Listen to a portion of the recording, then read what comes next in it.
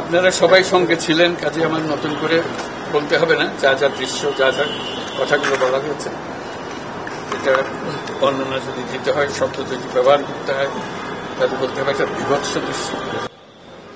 এটা মানুষের মনুষ্যত্ববোধ বলে কোনো জিনিস যা আছে সেটার থেকে বহু গভীরে নিয়ে গেছে। এটা নিশ্চিহ্ন করার জন্য মনুষ্যত্ববোধ যেন কারো না থাকে। নৃশংস অবস্থা, প্রতিটি জিনিস যে হয়েছে এখানে যতটাই শুনি অবিশ্বাস্য মনে হয়। এটা কি আমাদেরই জগৎ, এটা কি আমাদেরই সমাজ, আমরা এটা করলাম? এবং যারা নিগৃহীত হয়েছে, যারা এটা শিকার হয়েছে, তারা আমাদের সঙ্গে আছে। তাদের মুখের থেকে শুনলাম কিভাবে হয়েছে। কোনো ব্যাখ্যা নাই। এটা ব্যাখ্যা থাকলে কিছু একটা হলে মানুষ বোঝে যে এটার কারণ ছিল। এটা বিনা কারণে রাস্তা থেকে উঠিয়ে আনার মতো কথা। বিনা দোষে কতগুলো সাক্ষী সাবুত হাজির করে সেই যন্ত্র, ওই এক্সপ্লোসিভ কতগুলো গাড়ির ভিতরে ঢুকিয়ে দিয়ে তারা বলছে তুমি সন্ত্রাসী, জঙ্গি, এইগুলো বলে বলে তাকে নিয়ে আসা হয়েছে। এবং এইরকম ইন্টারোগেশন সেল, এরকম টর্চার সেল, এরকম টর্চার সেল সারা বাংলাদেশ জুড়ে আছে। সেটাও শুনলাম আজকে। আমার ধারণা ছিল যে এটা বোধহয় এখানে আয়নাগর বলতেছে কয়েকটা আছে, এখন শুনতেছি আয়নাগরের বিভিন্ন ভার্সন সারা দেশ জুড়ে আছে। কেউ বলে 700, কেউ বলে 800। এতে সংখ্যাও নিরূপণ করা যায়নি পর্যন্ত। কতটা আছে, কতটা জানা আছে, কতটা অজানা রয়ে গেছে সেই জিনিসগুলো। আমরা এমনি শুনি আইএমএ জাহেলিয়াত বলে একটা কথা আছে। এই গত সরকার এই আইএমএ জাহেলিয়াতকে প্রতিষ্ঠিত করে গেছে সর্বক্ষেত্রে। এটা তার একটা নমুনা। আর আমি কমিশনকে ধন্যবাদ জানাচ্ছি, তারা বহু কষ্ট করেছে। অন্যান্য কমিশন তো তারা করেছে, অন্তত তারা নিজেদের ঘরে বসে করতে পেরেছে। এদেরকে গুম কমিশনের যেটা, তারা কোদাল আর এগুলো আবিষ্কার করার জন্য আসতে হয়েছে, তাদেরকে বের করার জন্য। কিসের মধ্যে লুকিয়েছিল, কারা কি করেছে, এখনো ধ্বংসাবশেষ আমরা দেখতেছি। কাজে আমরা দেশের যে চূড়ান্ত অবনতি, চূড়ান্ত রূপ দেখলাম সর্বক্ষেত্রে, এটা তার একটা প্রতিচ্ছবি।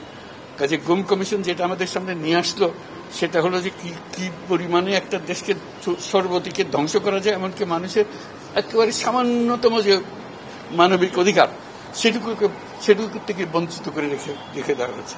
আজকে এটা জাতির জন্য একটা বড় চূড়ান্ত রকমের একটা ডকুমেন্ট হবে। আপনাদের সাক্ষী রেখে আপনাদেরকে নিয়ে এসে আমরা শরিক হলাম এটাতে।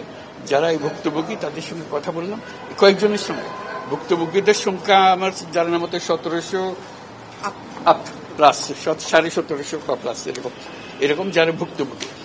অজানা কত এটা তো আমরা আর জানি না। কেউ বলে যে এটা 3000-এরও বেশি হবে। কাজে সেটাও আমরা ধরে নিলাম যে একটা সীমারেখা দরকার, যেটা আমরা অজানা, এটা কেউ প্রমাণ দিতে পারেনি। এই যে উদাও হয়ে গেছে, মানুষ নিশ্চিহ্ন হয়ে গেছে, কেউ বলতে পারছে না সে কোথায়।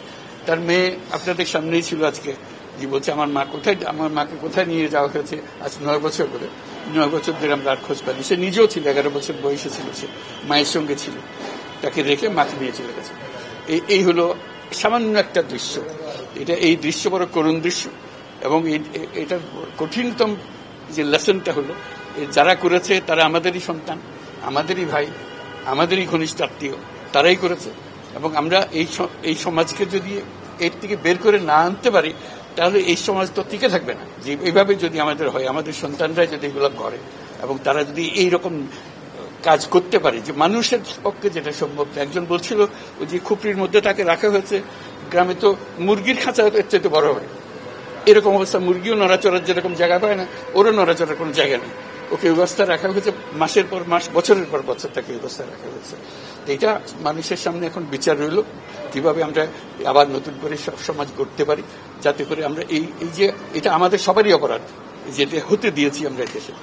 আজকে আমরা মুক্ত হলাম, সে মুক্ত বাংলাদেশে আমরা যেন নতুন করে আবার সমাজ গড়তে পারি, এটার থেকে একেবারে অতি দূরে যেন আমরা চলে যেতে পারি। এটার নমুনা, এটার সাক্ষী, এটার যে ডকুমেন্টেশন গুম কমিশনের রিপোর্টের মধ্যে থাকবে এবং এটা অবশ্য পাঠ্য হিসেবে সবাইকে পড়তে হবে এবং তাদের যারা করেছে তাদের বিচার করতে হবে। তা না হলে আপনি নিষ্কৃতি পাবো না এটার থেকে, এই যে কাজগুলো করে গেল তারা। তা না হলে আমরা আবার মুক্তভাবে বলবো কি করে যে আমরা এই দেশের মানুষ, আমরা পরিষ্কার। যারা করেছে তাদের জন্য আমরা কেন মুক্ত হতে যাব? তাদেরকে সে বিচার করবো, জনসাধারণ বলবো যে হ্যাঁ এটা উচিত বিচার হয়েছে, তখন আমরা এটার থেকে মুক্তি পাবো। সেটাই হলো আমাদের আবেদন দেশের সবার কাছে, এই বিচারটা যেন আমরা করে ফেলতে পারি। এইগুলো সব এভিডেন্স যা যা আমরা দেখলাম, এভিডেন্সগুলো সিলগালা করে রাখা হবে যাতে করে কেউ বিনষ্ট করতে না পারে, যখন বিচারের কাছে যেহেতু এটা প্রমাণ হিসেবে ব্যবহার করতে পারে সেই হিসেবে আমরা থাকি। ক্ষতিপূরণ হিসেবে আমরা দেখি না, আমরা দেখছি যে ন্যায় বিচারটা তার জন্য হয় অতি তাড়াতাড়ি হয়, যে বিচার দীর্ঘসূত্রিতায় করে থাকবে সেই জন্য এটা থেকে নিষ্কৃতি পায়, এটা আমাদের ফার্স্ট প্রেফারেন্স। তারপর দেখা যাবে তাদের কি করা যেতে পারে। তার জীবনটা ফিরিয়ে দিতে পারবো না যে জীবনের মাধ্যমে সে গেছে, অন্তত দেখলে মনে সান্ত্বনা হবে। আমি জায়গাটা দেখে এসেছি। ওই মেয়েটা, যে বাচ্চা মেয়েকে বলতেছে আমার মাকে আর দেখতে পেলাম না, কোথায় চলে গেল, আজ পর্যন্ত কেউ খবর দিতে পারলো না সে বেঁচে আছে না মরে গেছে, মরে গেলে কোথায় আছে। The whole existence of this government is because of this, that we don't want to stay in that darkness that has been created around us. So we want to create a new environment, new, as we say, new Bangladesh, as the students have been claiming all the time. So that led to the reform commissions. One of them is this disappearance commission, which led us to see this thing. If we didn't have that commission, probably it will be just a storytelling. Nobody will believe, somebody will say yes, somebody will say no. Now they have concrete proof, and now they will go to the justice. So this is one step. And then what happens to the rest of the institutions? You are dealing with something that they have done. Will this be repeated in future?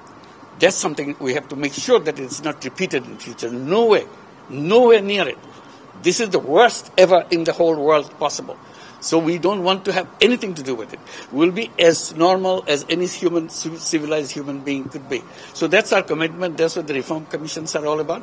And since you asked the question, I'm very grateful to the commission for taking the trouble. It was not an easy job.